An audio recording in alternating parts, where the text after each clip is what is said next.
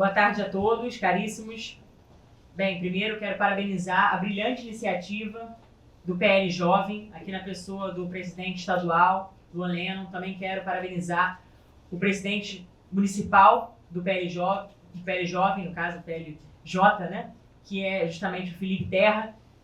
Ambos imbuídos desse espírito de fato, formar pessoas, formar consciências. Eu estava conversando aqui atrás, há pouco, com os dois, sobre uma coisa que até pode escandalizar alguns. E nós estamos aqui num ambiente que é partidário, porque estamos na sede do PL. Mas a nossa preocupação, meus caros, não pode ser as eleições apenas. Nós temos que tomar muito cuidado com isso. Seria até reducionista se nós pensássemos que a nossa preocupação é apenas a eleição. A nossa preocupação é muito maior do que isso. Até porque a eleição é uma consequência de um trabalho formativo. O nosso objetivo aqui, aí eu falo também como jovem, tenho 32 anos, sou jovem ainda, mas independente disso, vejo aqui pessoas que são jovens há mais tempo, mas que já estão nesse propósito há muito tempo. Então o objetivo do PLJ, da mesma forma, eu diria até do próprio partido, é justamente formar. E aí, quando a gente pensa, por exemplo, militância, né? A gente vê muito a esquerda falando em militância. Só que, quando, por exemplo, no meu caso, eu sou católica, a igreja, ela é militante. Ela milita no mundo, combate o pecado. E o pecado, leia-se, de dentro para fora. Combate os vícios é de dentro para fora. Então a gente precisa entender que se a gente quer impactar a sociedade, se a gente quer ser influenciador, a gente precisa ter base. Precisa ter conteúdo e eu diria mais, precisa ter firmeza moral para ocupar cargos públicos e não se deixar perverter ou então corromper. Hoje nós temos uma sociedade, infelizmente, preciso dizer isso, nós temos uma sociedade que em grande medida, né, considera a política como sinônimo de corrupção. Isso, infelizmente, é até algo sintomático. Por quê? Por que a política se transformou em um sinônimo de corrupção? Porque, de alguma maneira, nós temos um sistema que é corrupto e corruptor. E justamente, talvez, falte essa firmeza moral em muitos ocupantes de cargos públicos. Então, iniciativas como essa, Luan, Felipe Terra e todos os presentes aqui, são brilhantes e precisam não só ser apoiadas, mas precisam ser estimuladas, incentivadas. E que daqui a gente possa reverberar esse tipo de iniciativa para todo o estado e para outros estados também, para que de alguma maneira a gente possa plantar sementes para que o Brasil seja influenciado com a força da juventude. E para isso a gente precisa dessas bases, para isso que a gente precisa dessa formação, que não é só uma questão, vamos dizer, uma formação só meramente do ponto de vista acadêmico, mas a gente entender que a questão é principiológica também. E para tratar desse tema, e agora já vou trazer o nosso tema de hoje, infiltração da esquerda no ambiente religioso, né, dentro das igrejas, como muito bem foi dito aqui, eu quero e preciso falar assim, de um aspecto que é teológico também. E aí eu preciso revisitar Gênesis. Quando a gente estuda Gênesis, quando a gente vê, por exemplo, que Deus criou o mundo, viu que tudo era bom. Criou em 6 dias o mundo, as criaturas, na verdade, viu que tudo era bom. Criou o homem e a mulher à sua imagem e semelhança. Colocou-os no paraíso, no jardim do Éden, e viu que tudo era bom. O único momento que ele viu que não era bom é quando o homem estava só no paraíso. Que aí precisava de alguém, que justamente seria aquela auxiliadora idônea, que no caso é a mulher, para complementar o homem. Então aqui a gente já tem o princípio da complementariedade que é hoje tão ignorado, ou até mesmo desprezado, como nós vemos hoje. Mas por que eu estou falando sobre isso, sobre Gênesis? Porque na história da criação, a gente vê que Deus, ele colocou Adão e Eva ali para que pudessem submeter a terra, para que eles pudessem sofrer de tudo. Mas Deus deu a Adão e Eva uma proibição, colocou uma proibição, que eles não poderiam comer do fruto da árvore do conhecimento do bem e do mal. Então ali eu costumo dizer que nasceu até o direito, porque tem algo proibitivo, uma norma, da mesma forma, uma sanção. Qual é essa sanção? Se comeres, morrereis. E aí vem a serpente, que é a prefiguração do mal, e diz o seguinte: olha, se comeres esse fruto, serão como deuses. Então planta no coração de Adão e Eva uma desconfiança em relação a Deus. Aquilo que Deus projetou, aquilo que Deus quis para o próprio homem. E, por soberba, o homem, no caso Adão, enfim, e Eva também, desobedeceram a Deus. E houve a introdução do pecado no mundo. E por que eu estou trazendo essa passagem? Para mostrar primeiro que a gente tem um grande e grave problema, que é o pecado. E, obviamente, as consequências do pecado, até porque o salário do pecado é a morte. E também nós temos que falar sobre isso para mostrar como é que o demônio atua. O demônio, ele planta uma desconfiança no coração do homem e da mulher. Ele planta uma certa inimizade, até porque o pecado é isso, uma autoexclusão de Deus. O pecado, ele nos faz ofender o coração de Deus. E assim, planta-se, né, vamos dizer assim, uma inimizade em relação a Deus. E é por isso que a gente precisa depois de uma reconciliação, que se dá, né, claro, de forma excelente, claro, e de forma sublime com o próprio nosso Senhor Jesus Cristo, que vem ao mundo para se fazer justiça, né, para ser justiça de Deus. Até porque, de fato, nós, a partir do momento que o homem e a mulher pecaram no paraíso, toda a descendência, todos nós, né, pecamos também. Não porque cometemos o pecado, né, mas de alguma forma porque contraímos aquele pecado, o pecado original. Mas por que eu estou citando esse exemplo aqui, revisitando Gênesis, história da criação? Para mostrar como é que o demônio opera. Ele opera justamente plantando mentiras. Até porque, conforme João 8,44, ele é o homicida desde o princípio e ele é o pai da mentira. Então a cultura da morte já nasceu aqui, em Gênesis. Se comeres do fruto, sereis como Deus. Mas isso foi o que a serpente disse. Mas Deus já tinha dito, se comeres, morrereis. E assim o homem quis pecar. O homem pecou. E, como disse, o salário do pecado é a morte. Então eu quero que vocês entendam que o fato de o demônio ser o pai da mentira é a forma que ele opera, plantando mentiras. Ou então conjecturas da realidade. Falseando a realidade. Muitas vezes colocando manipulações semânticas, se preciso for, ludibriando com a fé de terceiro, vendendo ilusões, vendendo projetos falsos, diga-se de passagem, e assim o demônio ele vai trabalhando para fazer com que o ser humano possa cada dia mais se afastar de Deus e escolher o pecado. E por que eu fiz questão de trazer essa passagem? E aí sim, para entrar no nosso tema aqui hoje, que é a infiltração da esquerda, né? Nesses meios, como por exemplo a igreja. Porque hoje nós vemos como que esse sintoma, que precisa ser atacado, claro, ou seja, nós precisamos olhar a raiz do problema. Não adianta a gente querer cuidar de combater a superfície. Não adianta. A gente não vai conseguir absolutamente nada se a gente não for nas profundezas, se a gente não for na raiz do problema. Então a raiz eu preciso dizer sim que é o pecado. Porque muitas vezes o homem se sucumbe ao pecado. O homem, de alguma maneira, ele sucumbe, inclusive, ao veneno da serpente. Ouvindo aquele, sereis como deuses, por soberba. E aí ele vai tentando chegar e se colocar no lugar de Deus. E é por isso que não tem como não fazer um discurso também que puxe para o religioso. Mas é também um discurso racional, entendam isso. Tem uma base racional no que eu estou dizendo. Não é uma questão meramente teológica, existe uma base racional. A cultura da morte que está na sociedade hoje, contra a qual nós lutamos, por exemplo, o aborto, a ideologia de gênero, a própria busca aí por muitos, né, pela legalização das drogas, tudo isso chama-se de cultura da morte. A luta contra as famílias, os ataques covardes às famílias, a corrupção, a inocência das crianças, a tentativa de corromper a pureza das crianças, tudo isso faz parte desse processo de cultura da morte que foi muito bem plantado por Satanás lá atrás, lá desde Gênesis. Entendam que tudo começa justamente desde o início de tudo, na história da criação.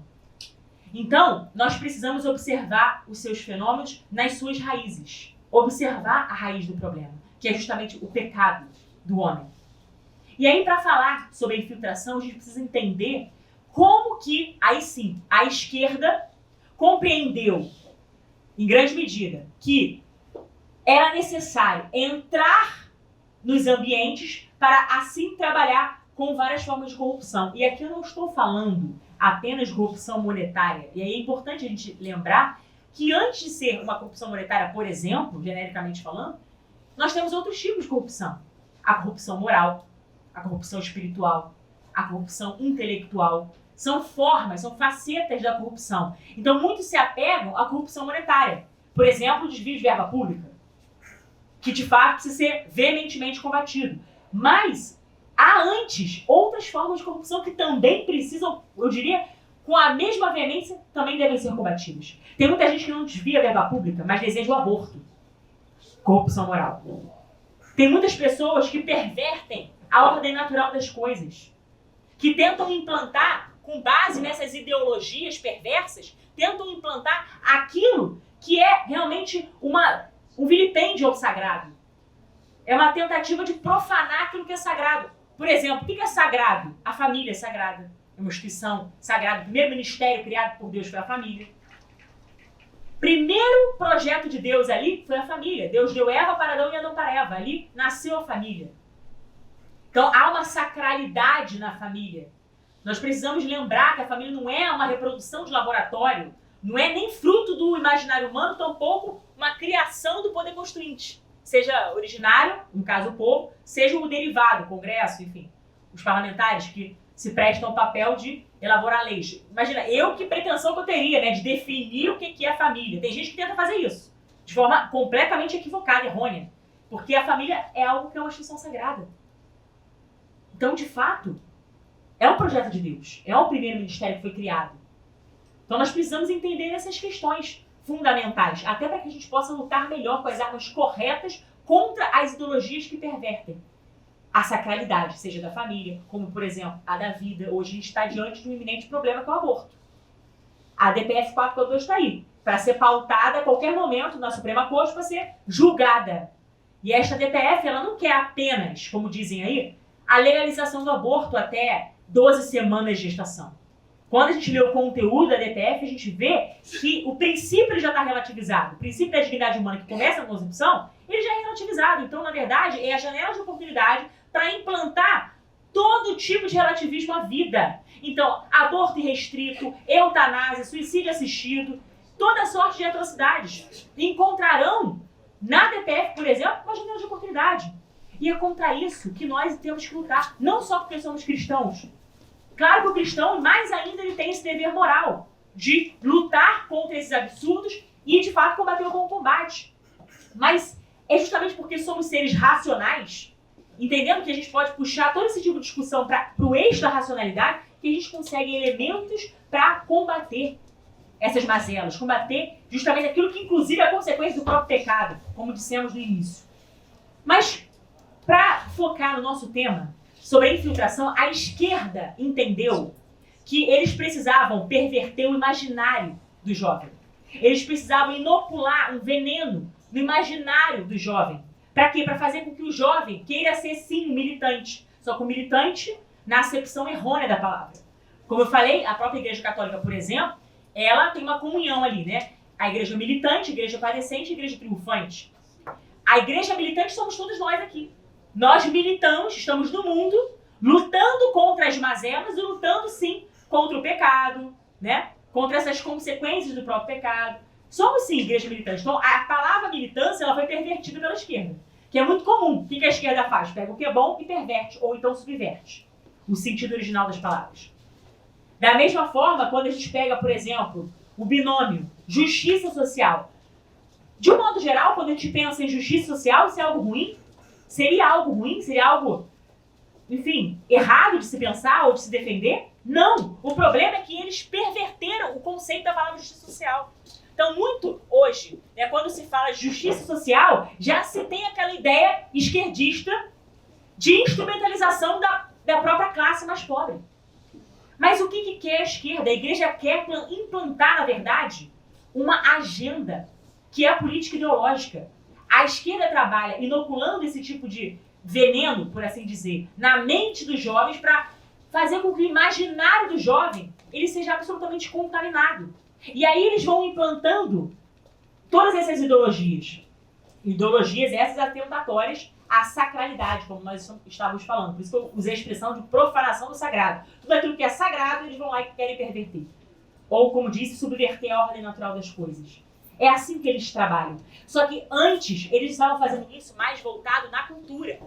E aí a gente precisa, sim, pegar, por exemplo, o pai, né, da esquerda, por assim dizer também. Claro que há outros, mas eu quero pegar um, que eu diria que é uma bíblia para eles, que é o Manifesto Comunista. Muitos conhecem, né? Karl Marx, em 1848, quando escreveu o Manifesto Comunista, falando ali da luta de classes, havia então uma luta de classes estabelecida na sociedade.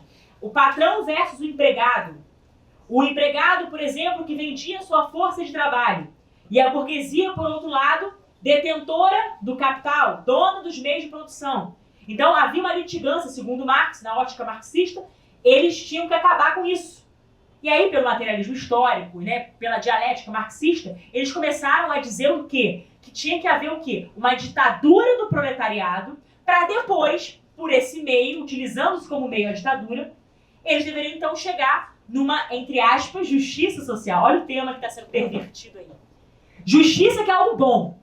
Dar ao outro que lhe é devido. Pela filosofia tomista, quando a gente estuda aí a própria filosofia tomista, a gente vê que o que é justiça? É dar ao outro o que lhe é devido.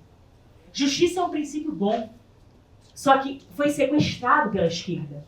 E aí eles dizem que por meio da ditadura do relativismo, por meio, deixa de ser um relativismo, mas por meio da ditadura do proletariado, eles poderão chegar a uma paz na terra, a uma justiça e a uma ideia de igualdade plena, como se isso fosse possível. E aí eu já lanço aqui um primeiro caso que já pode escandalizar muitos. Aqui já temos uma desigualdade estabelecida no nosso meio. A desigualdade ela é inerente à natureza, por uma razão muito simples. Se eu perguntar aqui quem tem dom de cantar, com certeza nem todo mundo. Não, Marcos, pelo amor de Deus. Pelo amor de Deus, não faça isso. Você coloca o microfone depois para nos agraciar. Pelo amor de Deus, ninguém quer sair correndo aqui. Brincadeiras à parte. Se eu perguntar quem tem dom de cantar, alguns vão levantar a mão, outros não. Se eu perguntar quem tem dom, por exemplo, sei lá, para pregar, ou então quem tem algum determinado talento para desenhar, enfim, cada um aqui tem um talento.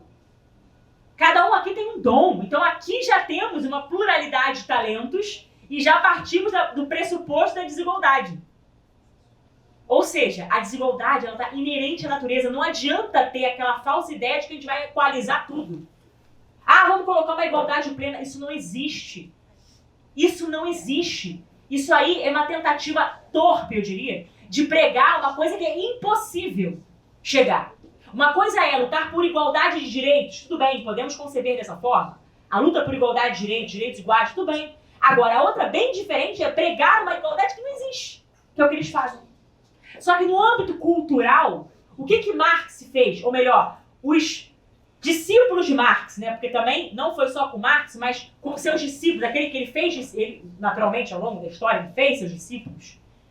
Aqueles que propagam o ideário marxista pela sociedade, corrompendo, né, a própria cultura. O que eles fazem? De que pressuposto que eles partem? De criar uma dialética na sociedade. Então, de criar uma luta de classes. Hoje a gente vê a luta de classe impregnada na sociedade. De que modo? Hoje a gente vê muito o estímulo. Mulher contra homem. Heterossexual versus homossexual. Negro contra branco. Né? Rico contra pobre. Ou seja, há um estímulo marxista pela luta de classes. Isso está impregnado na sociedade. Tanto que, por exemplo, preciso dizer, Bolsonaro, quando ele pregava um Brasil uno, as pessoas sequer entendiam o que ele estava querendo dizer com isso. Ele estava querendo dizer o seguinte: vamos parar com essa palhaçada, no bom português, vamos parar com essa palhaçada de achar que a gente vai conseguir criar uma igualdade plena. Porque não existe. É como disse, a gente precisa observar a raiz dos problemas. Se a gente quer buscar uma solução, um remédio, um antídoto, a gente precisa olhar para o diagnóstico. Tem que fazer o diagnóstico, tem que observar o diagnóstico.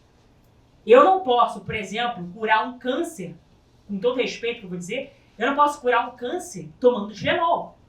Não vai funcionar. Ainda mais quando se está em metástase. Se a gente pega a sociedade, infelizmente, a gente tem muitos problemas na sociedade graças à corrupção moral, espiritual, intelectual, que está sendo de alguma forma reverberada e incentivada. Por esse tipo, eu não vou chamar de cultura não, de contracultura, porque cultura é cristã. A cultura é, desde os primórdios, a gente pode observar, desde quando o Brasil é Brasil, ou seja, desde que o Brasil foi fundado sob o estandarte da Cruz de Cristo, tendo como primeiro ato solene uma Santa Missa, o Brasil ele nasceu um país cristão, uma terra de Santa Cruz. Então, os valores cristãos são, de fato, esses que foram erigidos e que formam a cultura. A nossa cultura é cristã por excelência. Gostem ou não, a nossa cultura é cristã. Há aqueles que tentam desviar-se disso. Mas a verdade é que a cultura é cristã por excelência, sim. Querem colocar ideologias no lugar disso. Tentando, como disse, perverter a ordem natural das coisas. Mas a nossa cultura é cristã. Então o que eles pregam não é cultura, é anticultura. O que eles querem colocar no lugar da cultura é algo que é desviante daquilo que o próprio Deus pensou para a humanidade. Então, quando a gente pensa em Marx, quando a gente fala de Marx, o Manifesto Comunista, como citei, ou o Capital, que fala do ciclo vicioso, né? A questão cíclica que ele falava, a questão do capitalismo e tudo mais, enfim, tudo isso precisa ser analisado dessa maneira que Marx, talvez, de fato, né? No âmbito, por exemplo, da luta armada, perdeu. O socialismo, o socialismo real, tá? Ele foi derrocado quando da derrubada do Muro de Berlim, em 89. Porém, ele subsistiu na cultura. E aí que tá a questão principiológica, sim. Por quê?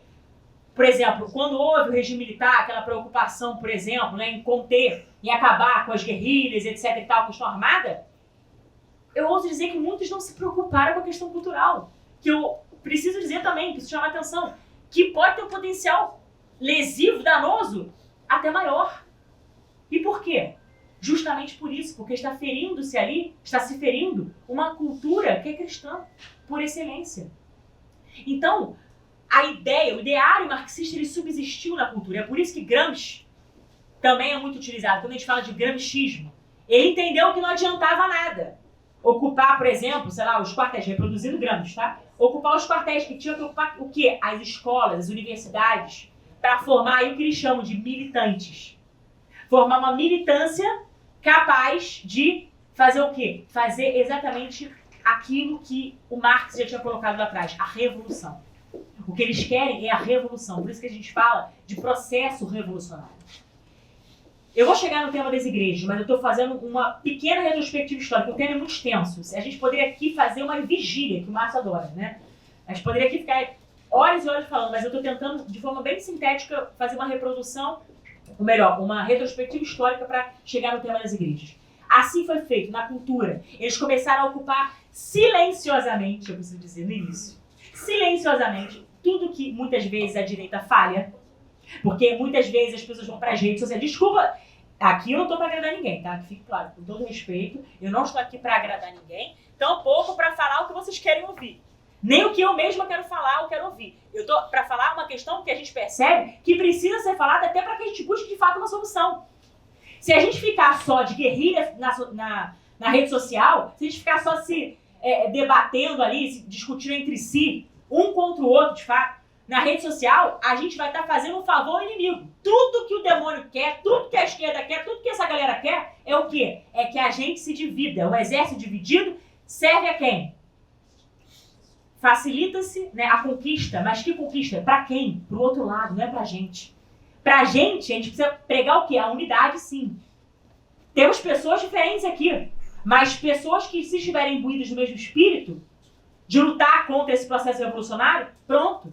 Então a gente precisa sim, eu diria até de uma autoproteção, da gente se ajudar mutuamente, não tentar um colocar o defeito do outro no holofote. Porque se eu tenho alguma coisa contra aquilo, lutar é contra o meu próprio pecado. Porque é muito fácil chegar pro vizinho e falar, Luan, olha, você tá com seu cabelo, sei lá, hoje seu cabelo não tá muito bonito, tá feio. Começar a falar do exemplo, tô dando seu exemplo, tá? Pelo amor de Deus. Não tô falando cabelo feio, tô dando seu exemplo. Não adianta eu ficar olhando pro vizinho, tentar achar defeitos do vizinho e colocar no holofote. Ou colocar aí nas redes sociais, etc. Porque eu não concordei com uma frase do Márcio, o Márcio que sempre foi meu aliado de primeira hora, aí eu vou começar a bater no Márcio também. É assim que às vezes a direita, se ela quer dar certo, se ela quer fazer valer, ou seja, se realmente precisa haver uma subsistência da direita, de fato, eu preciso dizer, se os valores eles são conservadores, porque eles são... O que é valor conservador, né? É aquilo que conserva uma cultura cristã por excelência. É isso. Conservador é isso. Então, a gente tem que tomar muito cuidado para que não se crie ideologia falsa, tá? Ser conservador é querer conservar, preservar uma cultura que é cristã por excelência, esses valores cristãos. É isso que eles chamam de conservador. Então, temos que tomar cuidado com a questão pejorativa. Mas, se eu quero que a direita dê certo, que o conservador, né, de fato, seja ouvido, ocupe um lugar de destaque, os valores sejam preservados, eu não posso ficar tentando ou terceirizar a minha culpa, tirando de mim a responsabilidade, E também não posso ficar colocando o defeito do outro no holofote, na rede social. Porque a esquerda trabalhou durante muito tempo de forma silenciosa e paciente. A única virtude que eu diria que tem é a paciência. Porque eles tiveram paciência durante muito tempo. Precisamos admitir isso. Durante muito tempo eles trabalharam nos bastidores. Eles trabalhavam nas bases. Eles trabalhavam ali formando essas militâncias, né? Justamente ali, no silêncio. Muitos sequer sabiam o que eles estavam fazendo. Hoje a gente sabe, mas há tempos atrás a gente não sabia.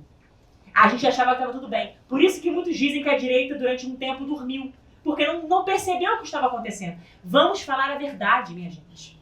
Como eu disse, desculpe-me às vezes parecer um tom inflamatório, entre aspas, assim, falar de forma um pouco mais inflamada, ou desculpe-me também, às vezes, falar de uma forma mais incisiva, mas eu preciso falar para despertar a cada um de nós, inclusive a mim mesma. O que eu falo é, primeiro, o ouvido mais próximo da minha boca é o meu.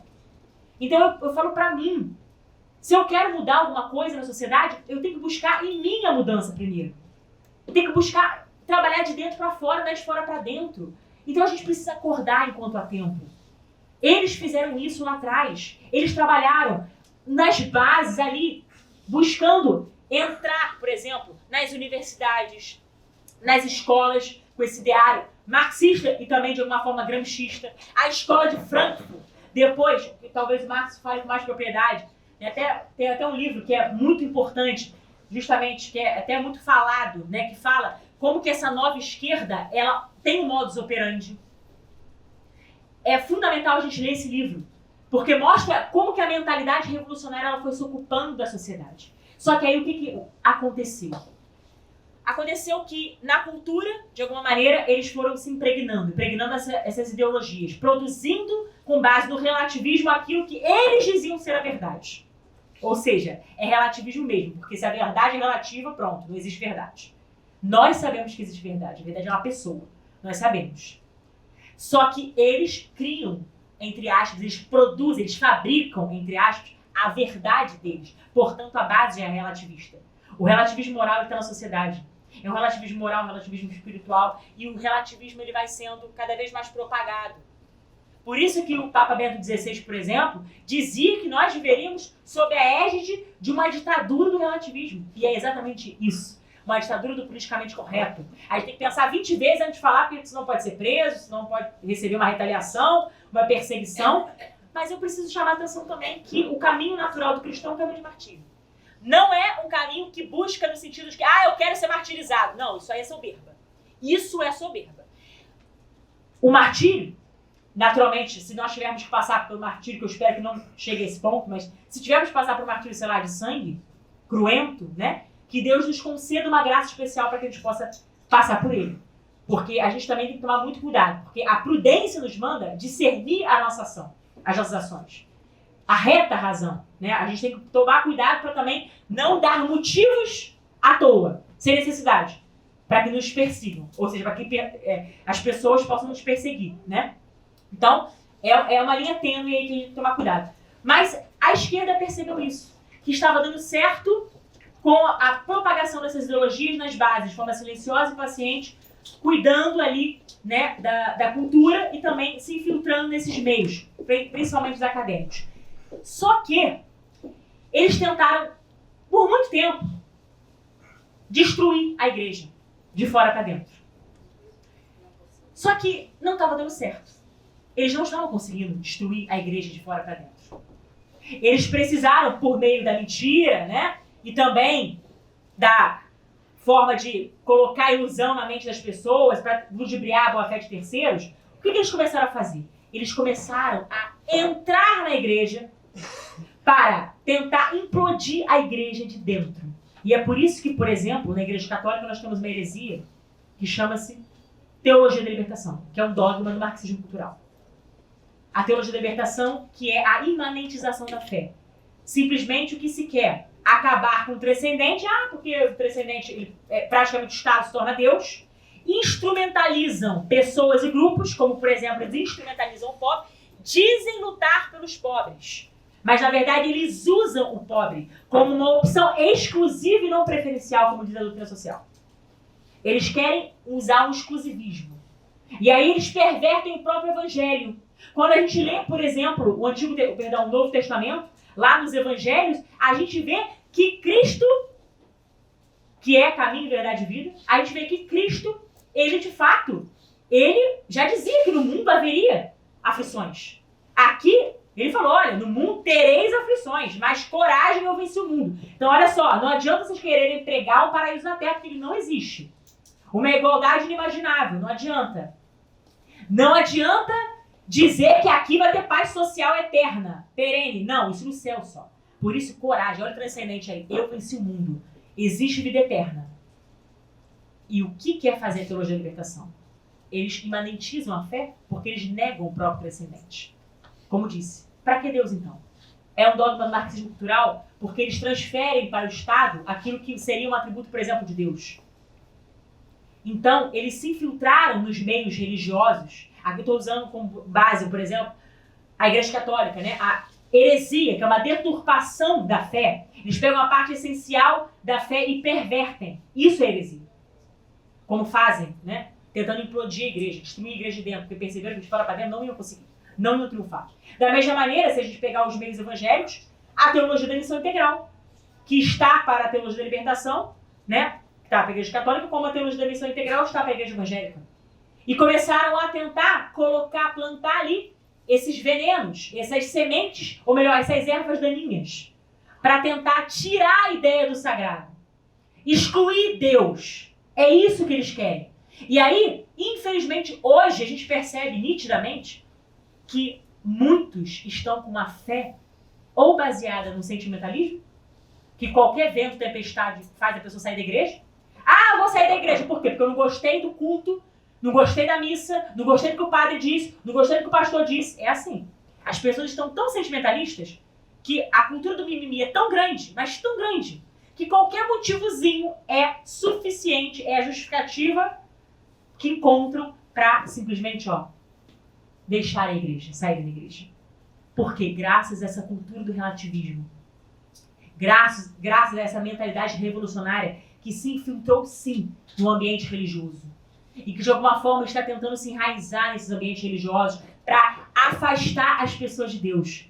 E o pior, hoje em dia, é muito difícil, quer dizer, claro que há exceções, mas hoje em dia há muitos lugares que não falam mais, por exemplo, de céu, de inferno, não. Fala-se de algo imediatista. Ah, o que você precisa para você ser feliz hoje? O que fazer? Ou seja, pregando algo efêmero. Algo que amanhã pode acabar. Qual é a base sólida que se está tentando, de fato, produzir, plantar, ou até mesmo estimular?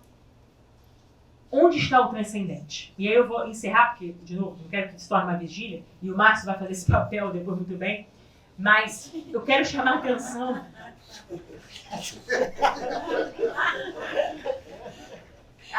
Vocês sabem que é verdade.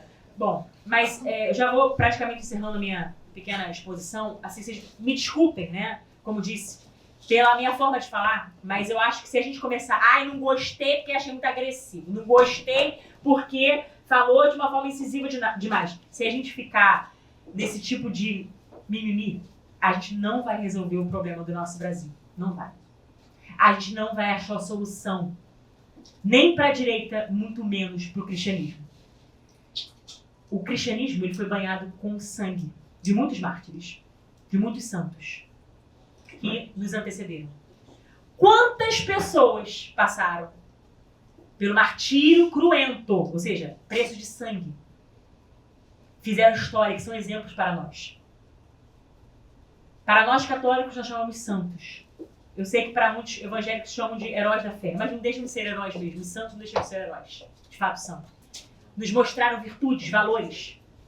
Valores esses que nós temos que lutar com todo o nosso ardor, missionário, inclusive. Se existe uma missão, e aí eu provoco a vocês para finalizar. Se existe uma missão, e aí eu não vou falar apenas da direita em geral, mas enfim, para todo e qualquer conservador que se preze, qualquer cristão que se preze, a nossa missão, que é sim evangelizadora na sociedade, porque é pregar a boa nova, né, aos cativos de coração, é levar a boa notícia, a boa nova, aqueles que ainda talvez não conheçam a Cristo. Para que nós existimos? Para que o homem existe? Para conhecer, servir e amar a Deus. Levar essas sementes da evangelização para impregnar o mundo com a filosofia do Evangelho, como diria o Papa Leão XIII, na encíclica Immortale Dei. Mas estou citando isso porque nós temos um papel, sim, fundamental. Estão querendo calar a nossa voz enquanto cristãos. Todos podem falar. A tolerância é pregada para fora, mas nós não somos tolerantes nem entre nós, e tampouco são tolerantes conosco, cristãos. Nós, cristãos. Então nós temos que tomar esse cuidado. Nós não podemos perder a via da caridade, a via caritativa, que é justamente um caminho perfeito que nos remete ao próprio Senhor, mas a gente também não pode sacrificar a verdade em nome da caridade, não, como disse Santo Agostinho. Então, lutar contra essas mazelas, contra essas ideologias perversas, lutar contra essa mentalidade revolucionária, esse processo revolucionário que nós vivemos na sociedade, lutar contra isso tudo, nós precisamos dizer que precisamos, sim, de homens e mulheres de fibra, de coragem, com a ousadia, com a intrepidez dos apóstolos, com a ousadia de muitos mártires. Não é fácil, mas se a gente quer subsistir, aí sim, enquanto conservadores, a gente precisa diagnosticar de forma correta o problema.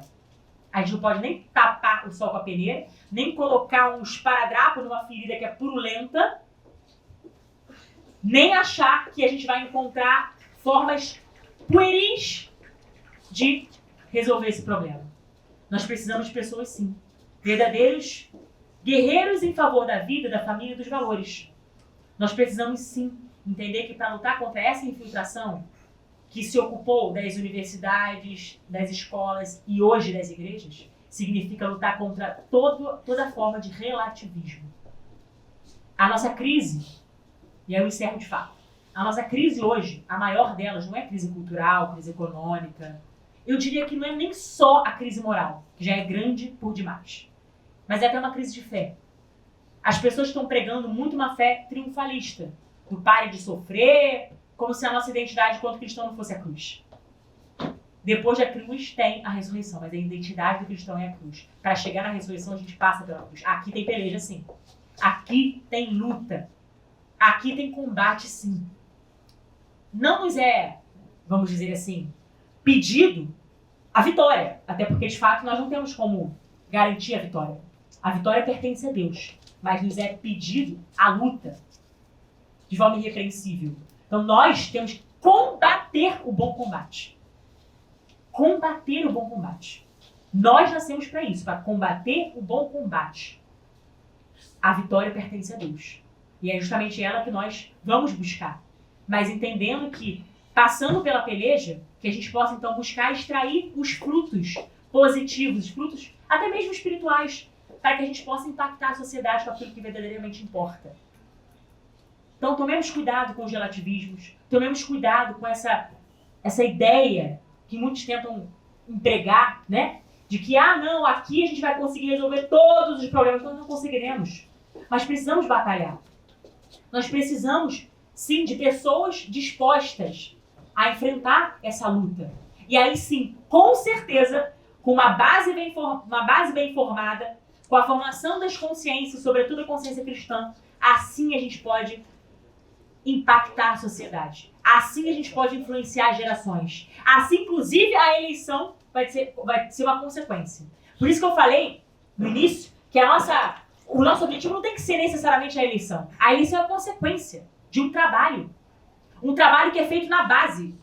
O nosso objetivo, com todo respeito, para escandalizar, desculpe-me, não é só eleger o presidente, uma base boa de deputados. Não! Não é só isso, até porque não adianta a gente ter um presidente, como diria o Olavo de Carvalho, botar lá, por exemplo, a cereja e esquecer do bolo. A gente precisa do bolo. Qual que é o bolo? Uma linguagem metafórica. É justamente essa base. A gente precisa de famílias santas. A gente precisa de famílias que estejam dispostas a bem educar seus filhos.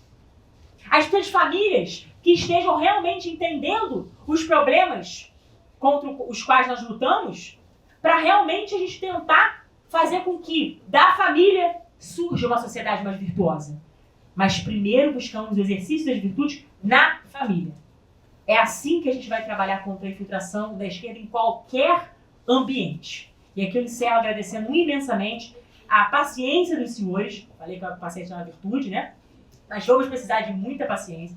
Como a esquerda teve a paciência de trabalhar, né, na anticultura durante tanto tempo, hoje nós temos que ter muita paciência mesmo para trabalhar nas bases, tentar identificar a raiz dos problemas e assim a gente buscar realmente soluções para esses problemas. Não apenas reproduzindo jargões ou discursos prontos, mas buscando estudar. A vida intelectual, ela sem a vida espiritual é uma vida estéril. Então a gente precisa de vida espiritual e vida intelectual. É assim que a gente vai ter um antídoto para as mazelas que de fato hoje tanto nos assolam. Deus abençoe a todos, que Deus nos livre, né, da maldição do aborto, que Deus nos livre dessa mentalidade revolucionária e que Deus faça do Brasil cada vez mais um lugar onde ele precisa, no caso tem que ser adorado e glorificado, porque ele sim é o Senhor do Brasil, o Senhor do universo, não é ninguém, é nosso Senhor Jesus Cristo. Deus abençoe a todos, muito obrigada.